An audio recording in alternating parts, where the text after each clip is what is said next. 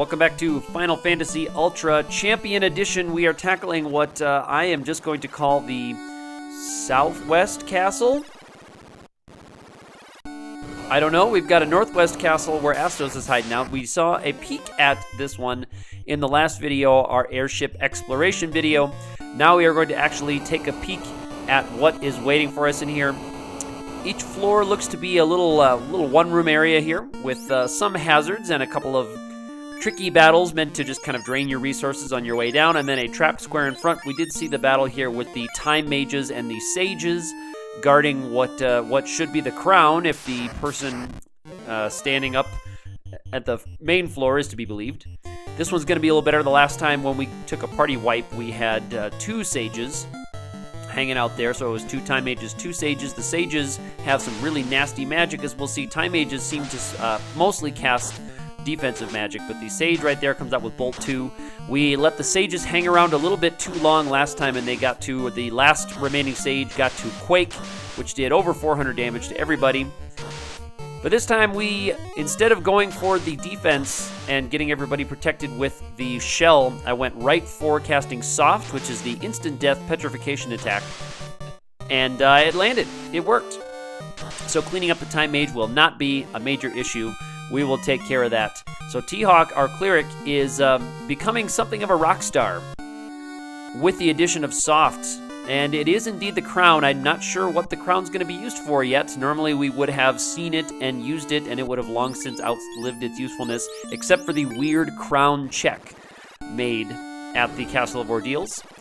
You notice I cast the exit spell, and with the magic of video editing, I bopped us right back down after I had recovered.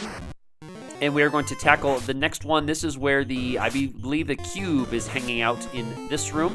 Now, this is not the first attempt I did at this particular floor. This is just the successful attempt I made at this particular floor, so you could see what a successful battle and a successful strategy looked like until I had all of my decision-making optimized and all of the luck factors optimized, as you will see here in just a minute.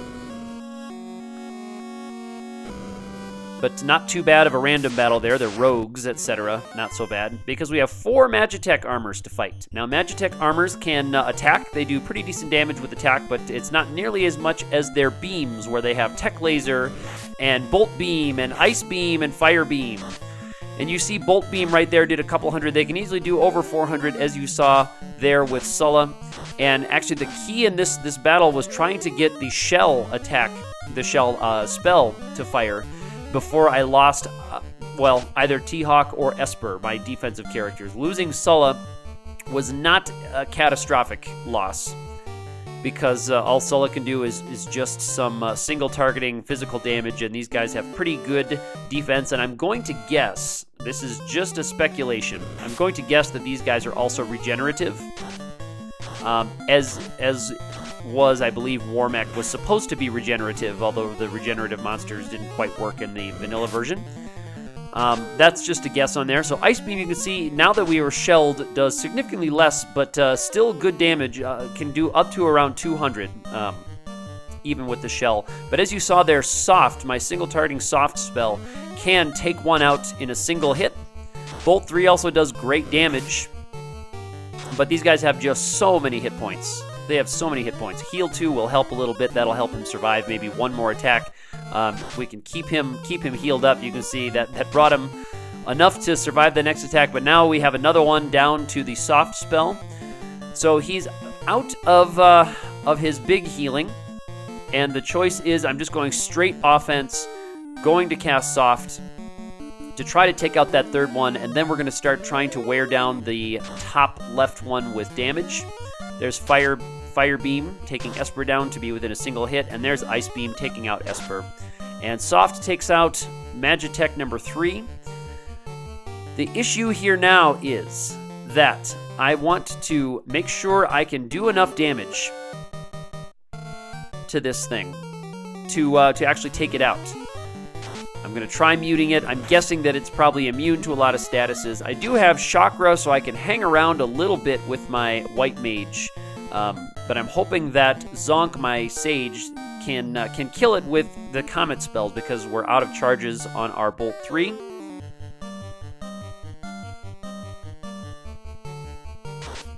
And there's Tech Laser doing big damage, so it's really risky to try to keep it hanging around. So what I chose to do here in the last round was cast the Exit spell, which lowers the morale of the enemy, and it could possibly make this MagiTEK run away. I'm going to cast the Chakra spell to restore us to full hit points, but we will not need to do that because he went ahead and ran away. Now, it's sad that we missed out on the golden experience from all 4 of them, but I thought it was prudent to just get him to run away. I do not remember what kind of hit points they had. I did fight 1 as a random battle, and there's the cube. I did fight 1 as a random battle, so I have seen 1 of them, but 4 is a little intense, as you saw. Here again, through the magic of editing, we're just going to bop back. This is the water floor with the mermaids. And here's a battle with the cockatrice-type enemies. And there's 1, they do have status attack stone. I think they also have an ability like a glare-type ability. I believe. And when you touch those, they are not indeed damage tiles. They are, in fact, warp tiles, which is very, very clever inclusion. So it's not so much a hazard as something that you want to make sure that you're very careful not to push that B button too liberally, or you're going to get warped back out to the top floor. So there's a battle with rogues, not nearly as inconvenient as the cockatrice battles. I am leaving that character petrified, because this is such a short dungeon. I'm fine to just save up in Melmond and just redo the attempt if things don't go quite right. I'll unparalyze him before we fight our protected battle here. All right, so Zonk has been restored. There's just a little bit of health to bring back up from everybody. Nothing too big. But I'm happy to have the dead MagiTEKs behind me. And this one, I'm wondering if it'll be something in the water, and indeed it is. It's a Marble and the red Caribs. And at this point, I'm wondering if I'm supposed to fight these battles more or less in order of acquiring the key items. I went for the crown first, which makes sense in the key item, but then I'm thinking I probably should have gone to the far left room after that to pick up the rod, which is the next key item you would get in the sequence, before moving on to the last couple here, getting the cube at the end, as I picked it up from Warmech there. Not Warmech, the MagiTEKs, pardon me. Here's Wall. So Wall is the defend all spell, so statuses and elements I should be defended against. I'm hoping that also includes the status attack nonsense of the Marble, because the Marbles are, the ones you fight in the river are notorious for putting multiple statuses on your characters, but the fact that the first one did not land a status on me makes me think that that Wall did indeed work. And there again, 3 hits for not much damage, but no statuses landed. That tells me that my Wall is working. So again, T-Hawk is the star of the show. I did not land my first soft, and I don't know if it's because it simply missed, because soft still does have to pass a magic check, although it seems to have quite a high magic accuracy, if I may say so. Again, without a comprehensive algorithms guide available, I can't tell you exactly what it is, but it does seem to have a very high magic accuracy rate, which I, of course, appreciate, especially with things like the MagiTEK, which seem to have upwards of 1,500, 2,000 hit points, maybe, that you can just take out with a single spell. Certainly happy to have that.